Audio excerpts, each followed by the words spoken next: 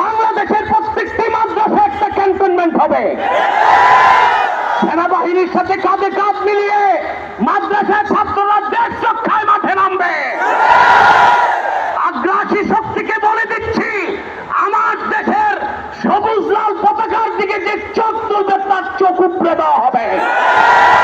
আমার বাংলার কোন 1 ইঞ্চি মাটিতে আগ্রাসনের থাবা বসালে সেই কালো হাত ভেঙে দেওয়া হবে। বিদায় লগ্নে আরো 3টি দাবি আমাদের পক্ষ থেকে। ব্লাসফেমি আইন করতে হবে, freedom of expression, freedom of speech. বাক স্বাধীনতার নামে ইসলাম বিরোধিতা যেই করবে তাকে আইনের আওতায় আনতে হবে। আমার দেশে অসংখ্য আলেম ওলামা, নিরীহ মানুষকে জঙ্গি তকমা দিয়ে কারাগারে রাখা হয়েছে। যদি বাবর সাহেব মুক্তি পায় তাহলে যে সমস্ত আলেম ওলামা জঙ্গির মামলায় ভিতরে তারা কেন মুক্তি পাবে না? তাদের মুক্তির আগে সংস্কার না নির্বাচন হতে দেওয়া হবে না বাংলাদেশ।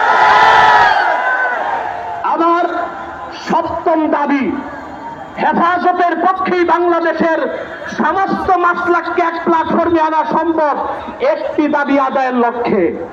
সেটা হচ্ছে বাংলাদেশে কাদিয়ানীদেরকে অবশ্যই অমুসলিম ঘোষণা করতে হবে। হেফাজত যদি ডাক দেয় তাহরিকে খাতমে নবুয়্যত সারা বাংলাদেশের মাসলাক আসবে। আমরা কাদিয়ানীদেরকে অমুসলিম ঘোষণার দাবি আদায়ে যদি জান ও মাল দিতে হয় কারা কারা প্রস্তুত আছি।